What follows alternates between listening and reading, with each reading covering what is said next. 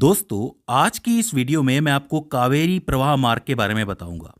दोस्तों, कर्नाटक में सबसे महत्वपूर्ण माने जाने वाली नदी है कावेरी नदी, क्योंकि इसका महत्व साइंटिफिक रूप से यानी कि वैज्ञानिक रूप से भी है और साथ ही धार्मिक रूप से भी है। कर्नाटक में ये नदी कावेरी अम्मा के नाम से भी जानी जाती है, क्योंकि सिंचाई और बिजली आपूर्ति के लिए इस नदी का व्यापक रूप से उपयोग किया जाता है। कावेरी नदी का जो डेल्टा है, जो कि तमिलनाडु के तिरुचिरापल्ली के अंदर है, वहाँ पे खेती बहुत अच्छी होती है। स्पेशली धान और गन्ने की खेती वहाँ पे बहुत ही अच्छी होती है, इसलिए ये नदी खेती के लिए बहुत उपयुक्त मानी जाती है। अगर इसके बहाव की बात की जाए तो ये नदी मुख्यतः दो राज्यों से होकर गुजरती है, एक है तमिलनाडु और एक है कर्नाटक। शुरुआत इसकी कर्नाटक से ही होती है और तमिलनाडु होते हुए ये सीधा बंगाल की खाड़ी में जाती है। लेकिन अगर बात करोगे इसके पूरे बेसिन की, पूरे सिस्टम की, तो उसमें पुदुचेरी भी शामिल है और थोड़ा बहुत केरला भी शामिल है। मतलब ये जो पूरा एरिया आपको दिख रहा है, इसे ही आप कावेरी रिवर सिस्टम कहते हो, क्योंकि आपको पता है कि एक नदी जब बहती है तो उसका सिस्टम कई राज्यों तक फैला हुआ हो सकता है। जैसे कि गोदावरी है, गोदावरी का तो पूरे के पूरे साउथ इंडिया के अंदर फैला हुआ है, इसी तरीके से कावेरी का भी फैला हुआ है। तो इसका मतलब ये हुआ कि ये नदी पश्चिम से शुरू होकर पूरब की तरफ जाने वाली नदी है और आखिर में ये बंगाल की खाड़ी में गिरती है। बात करते हैं इसके उद्गम स्थल की। इसका जो उद्गम स्थल है वो कर्नाटक के कोडागु जिले के अंदर है, जिसे आप पश्चिमी घाट भी कहते हो। वहाँ पे एक पर्वत की श्रेणी है जिसे आप ब्रह्मगिरी पर्वत श्रेणी कहते हो। उसी के पास एक ताला कावेरी नाम की एक जगह है, वहाँ से कावेरी नदी शुरू होती है, मतलब वहीं से इसका उद्गम होता है। नक्शे में आप इस जगह को ठीक से देख सकते हो। मैं आपको बता दूं कि ये जो स्थान है ये समुद्र तट से तकरीबन 1341 मीटर की ऊंचाई पर है, मतलब 1.3 किलोमीटर की ऊंचाई पर है। ठीक है, अब बात करते हैं इसके पूरे रास्ते की। इसका जो पूरा रास्ता है कर्नाटक के कुछ इस हिस्से से शुरू होते हुए जाता है और थोड़ी बहुत तमिलनाडु की सीमा को तय करता हुआ ये तमिलनाडु में घुसता है। यहाँ पे तिरुचिरापल्ली है और यहाँ पे इसकी धारा जो है वो थोड़ी सी अलग अलग टूटती भी है और इस तरीके से ये बंगाल की खाड़ी के अंदर मिल जाती है। तो अब इस नदी के ऊपर बनी हुई कुछ एक इंपॉर्टेंट चीज़ों की बात करते हैं। सबसे पहले बात करते हैं इस नदी पे बने हुए इंपॉर्टेंट बांधों के बारे में, यानी कि डैम्स के बारे में। इस नदी पे दो मुख्यतः बांध बने हुए हैं जो काफ़ी ज़रूरी हैं।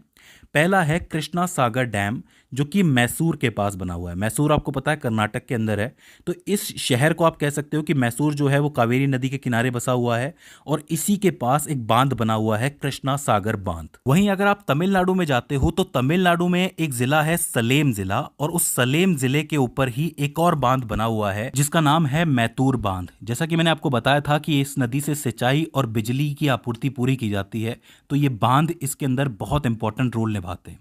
तो काफ़ी ज़रूरी दो बांध हो जाते हैं। इसके अलावा दो इंपॉर्टेंट झरने भी हैं जो बहुत ज़रूरी है, जिनके बारे में पूछा जाता है। पहला है शिवना समुद्र झरना, जो कि मैसूर से थोड़ा सा आगे है। ये एक इंपॉर्टेंट झरना है और इसी के पास एक और झरना बना हुआ है जिसका नाम है भारा चुक्की झरना। और इसी क्षेत्र के अंदर एक इंपॉर्टेंट मंदिर भी बना हुआ है जो पूछा जाता है, श्री रंगनाथ स्वामी टेम्पल। ये बहुत ज़रूरी है, ये मध्यरंगा रंगनाथ स्वामी टेम्पल है जिसके बारे में पूछा गया है। तो तीन चीज़ें एक ही जगह पे हो जाती हैं, शिवना समुद्र झरना, भारा चुक्की झरना और मध्यरंगा श्री रंगनाथ स्वामी टेम्पल। ये तीन चीजें आपको याद रखनी है। इसी के थोड़ा आगे चल के एक झरना और है जिसे होगेनकल झरना के नाम से जाना जाता है। देखो, दो इंपॉर्टेंट झरने हैं, एक शिवना समुद्र झरना, एक होगेनकल झरना। अब मैंने आपको क्या बताया कि शिवना समुद्र झरना के पास एक और झरना है भारा चुक्की, ये आसपास में ही है, समझ लो बहुत ही पास में है, और उसी के पास एक मंदिर है मध्यरंगा रंगनाथ स्वामी टेम्पल। तो आप दो झरने याद रख लो, एक शिवना समुद्र झरना और एक होगेनकल झरना। ठीक है, कोई दिक्कत है? दो बांध हो जाते हैं, एक कृष्णा सागर बांध, एक आपका मैतूर बांध। दो झरने हो जाते हैं, एक शिवना समुद्र झरना और एक होगेनकल झरना। तो ये चार इंपॉर्टेंट चीज़ें बनी हुई हैं, ठीक है, इस नदी के ऊपर। अब हम लोग बात करते हैं इंपॉर्टेंट शहरों की। तो तीन इंपॉर्टेंट शहर है, एक तो मैसूर मैंने आपको बता ही दिया, इसके अलावा एक श्रीरंगपट्टनम शहर है जो उसी के पास है, मैसूर के बिल्कुल पास में ही है, और एक है तमिलनाडु में तिरुचिरापल्ली। तो तीन शहर हो जाते हैं, एक श्रीरंगपट्टनम, मैसूर और तिरुचिरापल्ली। तीन शहर, दो बांध, दो झरने। यहां तक कोई दिक्कत है? नहीं होनी चाहिए, बहुत ही सिंपल है, थोड़ी सी प्रैक्टिस करोगे तो याद हो जाएगा। अब हम लास्ट में बात करते हैं इसकी सहायक नदियों के बारे में। तो मैं आपको बता दूं कि वैसे तो कावेरी नदी की तकरीबन 29 सहायक नदियां हैं, लेकिन आपको टेंशन लेने की ज़रूरत नहीं है, आपको सिर्फ मेन नदियां याद रखनी है, 29 नहीं याद रखनी है।